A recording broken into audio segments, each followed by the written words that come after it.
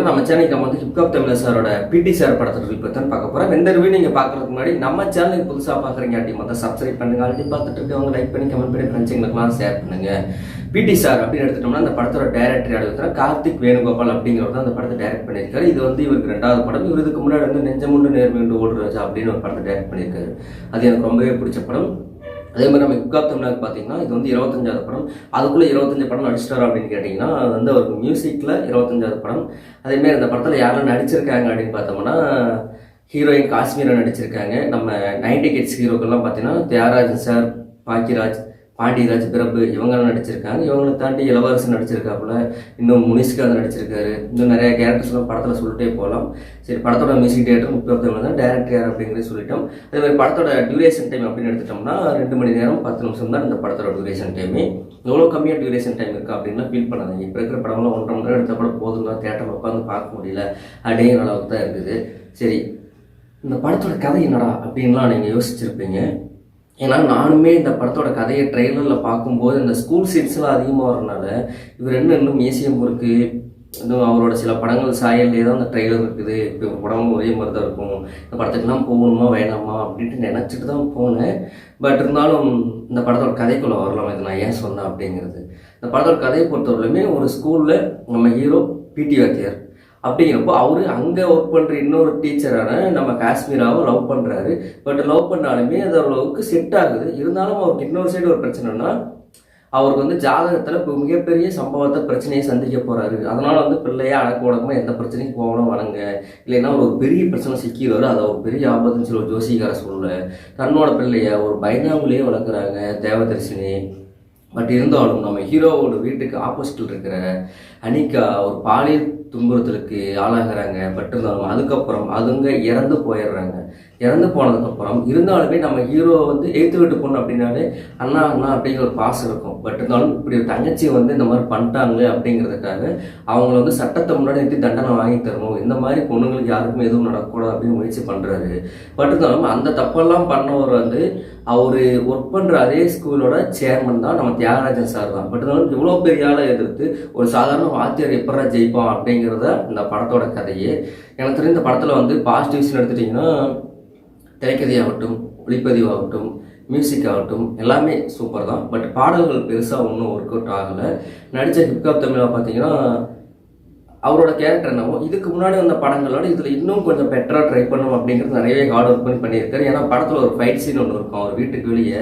பிடி சார் நீங்கள் வந்து தீர்ப்பு சொல்லுங்கள் எது கரெக்டாக அப்படின்னு சொல்லி ஒரு 20 பேர் பக்கம் போட்டு புரட்டி எடுப்பார். அந்த வீட்டிலிருந்து அந்த ஸ்ட்ரீட் கொடுக்க வரைக்குமே அந்த ஒரு ஃபைட் சீன் நல்லாயிருக்கும். அதுமாதிரி மேஜிக் கால் அப்படின்னு ஒன்று அந்த ஸ்கூலோட மாடி எழுதியிருப்பாங்க. அவங்க எடுத்துக்கிட்ட விஷயமே கதையில் நல்லா இருந்துச்சு. பட் இருந்தாலும் இந்த கதையெல்லாம் ஹீரோயின் அப்படின்னு எடுத்துக்கிறப்போ இதெல்லாம் அந்த கதைக்கு தேவையா அப்படிங்கிறது வந்து சில இடங்கள் இடிக்குது. பட் இந்த ஸ்கூல் சீன்ஸ் ஒரு 20 நிமிஷம் நம்மளுக்கு ஸ்டார்டிங்கில் பார்க்கும்போது அவரோட முந்தைய படங்களை பார்க்குற மாதிரி ஞாபகம் இருக்குது அப்படிங்கிறது நான் கொஞ்சம் நேரத்துக்கு முன்னாடி சொல்லியிருப்பேன். பட் அந்த காட்சிகள் எடுத்திருந்த படம் கொஞ்சம் நல்லா இருந்திருக்கும் அப்படின்லாம் நான் நினச்சி ஃப்ரெண்ட்ஸுக்கிட்டலாம் கூட சில சினிமா சம்மந்தப்பட்டுலாம் கேட்டேன். பட் வந்து அவங்க சொன்னது என்னன்னா அந்த கதைக்கு இது போர் அடிக்கலாம், பட் வந்து அந்த காட்சிகள் தேவை அப்படிங்கிறத அவங்க சொன்னாங்க. சரி, இருந்துட்டு போட்டும். ஏன்னா அது 2 மணி நேரம் 10 நிமிஷம் படத்தில் அந்த 20 நிமிஷம் கழிச்சிட்டு படம் எனக்கு ரொம்ப பிடிச்சிருந்துச்சு அப்படிங்கிறது. ஏன்னா அதில் ஹீரோவாக ஹிப்ஹாப் தமிழில் நடிச்சிருந்தாலுமே கூட அவர் எஃபெக்ட் போட்டு ஓரளவுக்கு பண்ணியிருந்தாரு அப்படிங்கிறத தாண்டி ஹீரோவாக நடிக்கிறப்போ நம்ம மியூசிக்கில் போட்டோ விட்டுருவோம் அப்படிங்கிறது இந்த படத்தில் வந்து நீங்கள் படம் பார்க்குறப்பே புரியும். மியூசிக் அந்தளவுக்கு ஒன்றும் பெருசாக ஒர்க் அவுட் ஆகலை அப்படிங்கிறது. அதேமாதிரி பார்த்தீங்கன்னா நம்ம காஷ்மீரோ இவருக்கு வந்து 2வது படம். இதுக்கு முன்னாடி வந்து அன்பறிவு அப்படிங்கிற ஒரு படத்தில் 2 பேருமே ஜோடியாக நடிச்சிருப்பாங்க. இதில் இளையதளம் பிரபு ஒரு கிரிமினல் லாயராக நடிச்சிருப்பாரு. அவருமே கொடுத்த கேரக்டர் கரெக்டாக பண்ணியிருக்காரு. பட் படத்தில் ஒரு இன்டர்வலுக்கு அப்புறம் ரொம்ப நேரம் வர்ற மாதிரி காட்சிகள்லாம் இருக்கும். அதுவும் நீங்கள் படம் பார்த்தீங்கன்னா தெரியும். பாக்கியராஜ் ஒரு லாயராக வருவார். பட் அவருமே கொடுத்த கேரக்டர் கரெக்டாக பண்ணியிருப்பாரு. இவங்களை தாண்டி பார்த்தோம்னா நம்ம ஹீரோனை லவ் பண்ணுறோம் அப்படின்னு சொல்லி ஹீரோவுக்கு போட்டியாக ஒரு குட்டி பேர் சுற்றிட்டு இருப்பான். அந்த பையனோட கேரக்டரும் ஓரளவுக்கு நல்லாயிருக்கும். தியாகராஜன் சார் பார்த்தீங்கன்னா சார் ஸ்க்ரீனில் யமன் படத்தில் பார்த்தது மறுபடியும் இடையில பார்க்கவே இல்லை. யமன் செக்கச்சவந்தவன் நடிச்சிருந்தாரு. பட் தான் அதில் பார்க்கும்போது செம்மையாக மிரட்டி இருக்காடு அப்படின்னு இல்லாமல் ரொம்பலாம் அழட்டிக்காமல் உட்கார்ந்த இடத்துல வெறும் பேச்சுலேயே ஒரு வில்லனாக காட்டணும் அப்படி இருக்கும். அந்த மாதிரி தான் அவர் பயங்கரமாக காட்டியிருந்தாங்க. பட் இருந்தாலுமே கூட இந்த படத்தை எடுத்த ப்ரொடியூசர் ஐஸ்வர்யா கணேஷ், ஏன்னா அவருமே நிறைய ஸ்கூல்ஸ் காலேஜில் வச்சு நடத்திட்டு இருக்காரு. இருந்தாலும் இந்த ஸ்கூல் காலேஜ் சம்மந்தப்பட்ட ஒரு கதையை அவரே தைரியமாக எடுத்திருக்காரு அப்படிங்கிறது வந்து ரொம்பவே ஆச்சரியமாக இருந்துச்சு. ஏன்னா ஐஸ்வர்யா கணேஷ் ப்ரொடியூஸ் பண்ணுறாரு ஸ்கூலில் ஸ்டோரி ஓகே, ஒரு படம் பண்ணால் நம்ம ஸ்கூல் இருக்குது, நம்ம காலேஜ் இருக்குது, எந்த பிரச்சனையும் படத்தை ஸ்கூல் காலேஜ் எடுத்துக்கலாம் அப்படிங்கிறதுக்காகவே. ஏன்னா பிடி சார் அப்படிங்கிறது படத்துக்கு பெருசாக ஒரு முக்கியத்துவம் இல்லை. அவர் எந்த ஒர்க் வேணும் பண்ணுறவரா போட்டு ஒரு சேல்ஸ் ரெப்பராவோ இல்லை ஒரு சைக்கிள் ஓட்டுறவராவோ ஒரு பாக்ஸரோ இந்த மாதிரி பண்ணியிருக்கலாம். பட் பிடி சார் அப்படிங்கிறது வந்து தேவையில்லாத ஒன்று தான். அது டைட்டிலுக்குமே தேவையில்லாத விஷயம் தான். பட் அவர் பண்ணுற ஒர்க்கு அந்த படத்துக்கு டைட்டில் வச்சுருக்காங்க. இருந்தாலும் நம்ம ஸ்கூல் வச்சுருக்கணும் அப்படின்னுக்காக அவர் எடுத்திருக்காரு. பட் இருந்தாலும் ஒரு பாராட்ட வேண்டிய சொன்னாலும் ஒரு ஸ்கூலை நடத்துகிறவரே இந்த மாதிரி ஒரு படத்தை எடுத்திருக்கிறது.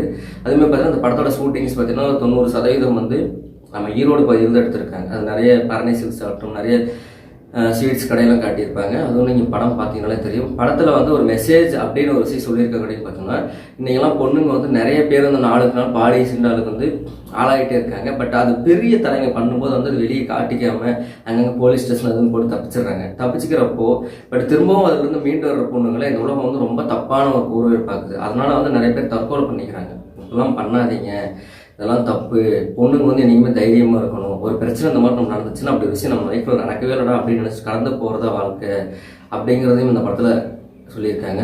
பட் வந்து கோர்ட் சீன்ஸ்லாம் வரும்போது ஒரு 40 நிமிஷம் சீன் வந்து அந்த படத்தில் கோர்ட்லேயே நடக்கும். அதில் என்னதான் இருந்தாலுமே பாக்யராஜ் சார் வந்து ஒரு ஜட்ஜாக இருந்தாலும் கூட பிறப்பு வந்து நம்ம ஹீரோவுக்கு ஆதரவாக ஒர்க் பண்ணுற லாயராக இருப்பார். பட் ஆப்போசிட் வந்து நம்ம தியாகராஜனுக்கு வந்து அவங்களோட லாயராக மதுவந்தி நடிச்சிருப்பாங்க. பட் அதுவும் அந்த மதுவந்தி வந்து எந்த ஒரு கேஸ் தோற்றதே இல்லை அப்படின்னு முயற்சி பண்ணி எல்லாத்துக்குமே எவிடன்ஸ் எல்லாம் புதுசாச்சே ரெடி பண்ணிருப்பாங்க. பட் வந்து நம்ம ஹீரோ வந்து எந்த ஒரு எவிடன்ஸுமே இல்லாமல் பேசிகிட்டு இருப்பாரு. அப்போ தான் நம்ம பாக்யராஜர் சொல்லுவார், இங்கே எமோஷனலுக்கெல்லாம் வேலையை நீங்கள் சொல்கிறத நான் கேட்கலாம், ஆனால் சட்டத்துக்கு வந்து சாட்சியல் ஒன்று இருக்குது, அது நம்மளுக்கு முக்கியமான தேவை ஒன்று அப்படின்னு சொல்கிறப்ப தான் கிளைமேக்ஸில் ஒரு சம்பவம் காத்துட்ருக்குது. அதை நான் படத்தில் சொல்லணும் அப்படிங்கிற ஒரு அவசியம் இல்லை. ஏன்னா அதை நான் சொல்லிட்டேன்னா படத்தோட முக்கியமான ஒரு இம்பார்ட்டன்ட் வந்து உங்களுக்கு படம் பார்க்குற ஆசை போயிடும். கண்டிப்பாக பாருங்கள். படம் வந்து பெண்கள் முக்கியமாக விரும்பி பார்ப்பாங்க. பெண்களுக்கான படம் தான்.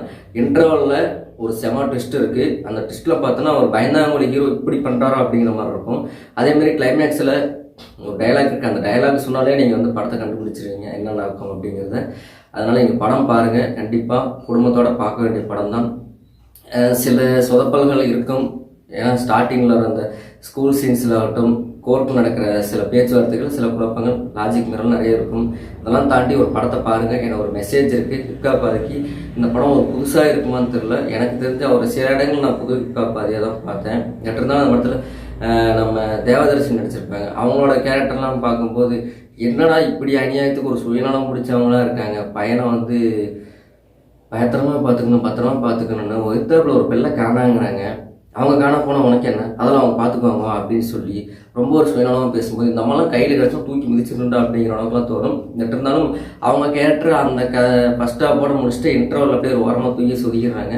பட் இருந்தாலும் இந்த கேரக்டர்லாம் நம்ம பார்க்கும்போது பட் அவங்க கொடுத்த கேரக்டர் கரெக்டாக நடிச்சிருக்காங்க. அவங்களுக்கு அப்பாவாக நடிச்சிருக்கிற நம்ம பட்டிமன்ற பேச்சாளர் ராஜாவும் நடிச்சிருக்காரு. மைக் டைசன் அவருமே ஓரளவுக்கு கொடுத்து கேரக்டர் கரெக்டாக பண்ணியிருக்காரு. முனிஷ்காந்த் சார் ஃபஸ்ட்டு ஒரு 20 நிமிஷம் நல்லா ஓரளவுக்கு காமெடி கொடுக்க முயற்சி பண்ணியிருக்காரு. அது அந்தளவுக்கு ஒரு பெருசு ஒர்க் அவுட் ஆகல. இன்டர்வல் பிளாக் பஸ்டர் அந்த சீனில் முனிஷ்காந்த் சார் இருப்பார். அதுக்கப்புறம் ஒரு படத்தில் காணாமலே போயிடுவார் அப்படிங்கிறதும் நீங்கள் படம் பார்க்கும்போது தெரியும். ஏன்னா அதுக்கப்புறம் ஃபஸ்ட் ஹாஃப் வேறு மாதிரி, செகண்ட் ஹாஃப் வேறு மாதிரி தான் படத்தில் போயிட்டு இருந்துச்சு. சரி, நான் சொல்லிட்டே போனோம், சொன்னால் 1/2 மணி நேரம் சொல்லணும். நீங்கள் டைம் இருந்துச்சுன்னா படம் பாருங்கள். பார்த்துட்டு படம் எப்படி இருந்துச்சு அப்படிங்கிறத கீழே கமெண்ட்டில் ரிவ்யூ பண்ணுங்கள். மீண்டும் அடுத்த வீடு செஞ்சுக்கும் போது அனைவருக்கும் நன்றி.